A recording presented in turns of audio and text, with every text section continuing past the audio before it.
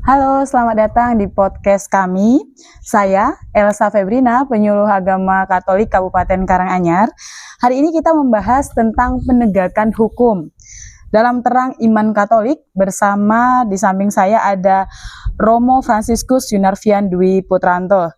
Selamat pagi, Romo. Pagi. Ya. Romo biasanya dipanggil dengan sebutan Romo Yuyun. Romo Yuyun ini adalah Romo Paroki dari Santa Maria diangkat ke surga Palur. Nah, Romo, di sini saya ada beberapa pertanyaan, Romo. Izinkan saya untuk memberikan beberapa pertanyaan. Yang pertama, Romo, apa landasan utama iman Katolik dalam memandang tugas penegakan hukum, Romo? Ya, tentu kita mulai dari Kitab Kejadian, itu pun juga ada penegakan hukum dari Musa kepada bangsa Israel saat itu, ya. Lalu juga di Kitab Keluaran juga ada bagaimana Musa mendapatkan 10 perintah Allah di Gunung Sinai itu, ya. Betul. Lalu juga ketika mendampingi bangsa Israel di padang gurun pun juga Musa lalu mengajak untuk seluruh umat itu menegakkan atau mengikuti aturan-aturan atau perintah dari Allah. Ya, lalu gereja juga mengeluarkan dokumen-dokumen yang berkait dengan itu, salah satunya dari Katekismus Gereja Katolik, yang mana di Katekismus itu dikatakan kita diminta melayani kebaikan bersama, melindungi hak setiap manusia, dan menegakkan hukum yang sah secara moral, selalu menghormati martabat manusia. Itu dari nomor 1921, ya, 1921, Kitab Katekismus Gereja Katolik, ya. Terima kasih, Romo, atas jawabannya, Romo. Lalu, Romo, bagaimana gereja menilai penggunaan kekuatan termasuk kekuatan mematikan oleh aparat penegak hukum? Ya, kalau menurut saya dari Gereja Katolik itu, ya, kekuatan yang sah adalah kewajiban untuk melindungi kehidupan. Ya, jadi pertama-tama itu, ya. Jadi adanya hukum, adanya aturan itu pertama-tama memang untuk melindungi atau berfokus pada kehidupan itu sendiri. Maka ya harus proporsional, ya, lalu harus terukur, memang sungguh-sungguh sesuai dengan apa yang diharapkan untuk melayani kehidupan itu. Maka setiap penggunaan kekuatan yang mematikan, ya, itu sebetulnya kalau Gereja Katolik memandang itu sesuatu yang mungkin perlu dikoreksi lah, ya, perlu dikoreksi, ya. Jadi perlu, ya, kita refleksikan ulang, kita buat lebih manusiawi lagi, karena pertama-tama itu harus melindungi atau juga mengarah kepada kehidupan, ya. Baik, begitu. Terima kasih, Romo. Apa tujuan utama hukuman menurut ajaran Katolik, Romo?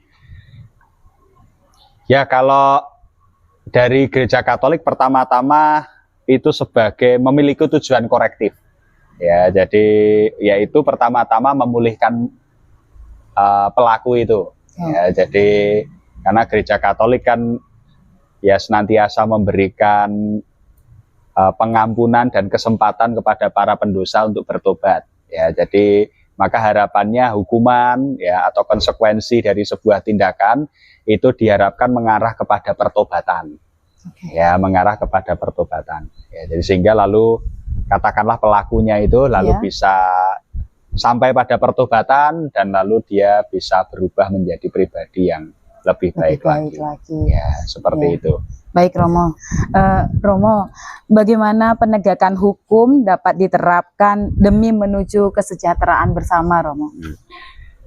Ya, penegakan memang harus diterapkan untuk itu, ya. Jadi penegakan hukum itu memang pertama-tama itu kalau dari sisi Gereja Katolik itu harus diarahkan kepada kebaikan bersama atau bonum commune itu, ya. Jadi dan itu diajarkan di banyak dokumen di ajaran sosial gereja, ya. Jadi kondisi yang memang memungkinkan setiap orang tanpa terkecuali itu dapat mencapai kesejahteraan secara utuh, entah itu jasmani maupun rohani. Nah, itu bonum commune, kesejahteraan atau kebaikan bersama, ya. Jadi harus seperti itu, Ya, maka ketika hukum berpihak pada kebenaran dan bukan pada kepentingan golongan ya tertentu ya, maka diharapkan di situ masyarakat bisa hidup dalam ketertiban, keadilan dan rasa saling percaya.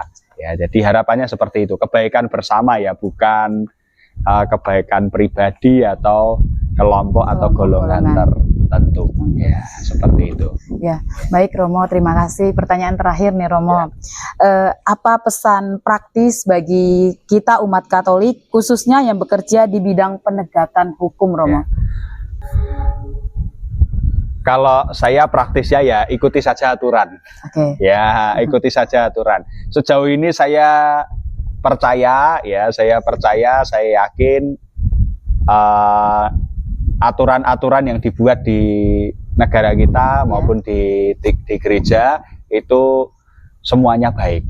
Ya, betul. Aturan itu baik, ya, aturan itu baik dan tidak bertentangan satu sama lain. Betul. Ya, artinya hukum gereja dan juga hukum negara menurut saya itu tidak bertentangan sama sekali, bahkan itu seharusnya bisa berjalan bersama. Maka pesan saya praktis saja ya, ikuti saja aturan hukumnya. Betul. Ya, ikuti saja aturan hukumnya karena aturan itu dibuat dengan proses refleksi, proses diskusi yang cukup panjang, maka saya yakin dan saya percaya itu semua punya nilai-nilai baik yang patut diperjuangkan. Ya, maka ikuti saja itu ya. Itu saya yakin kita bisa berjalan untuk mencapai kebaikan bersama atau bonum commune. Baik Romo, berarti aturan yang sudah dibuat pasti itu yang terbaik untuk para penegakan hukum ya Romo. Baik Romo, terima kasih atas atensi dan jawaban yang sudah diberikan Romo pada hari ini. Semoga umat Katolik yang mendengarkan pada hari ini dapat merefleksikan diri dan saya yakin juga mereka menjadi lebih baik dan lebih baik lagi. Terima kasih Romo dan Bapak Ibu dan saudara-saudara yang terkasih. Sampai jumpa di podcast kami selanjutnya. Selamat pagi dan berkah dalam. Terima kasih Romo. Terima kasih, berkah dalam. Sampai jumpa.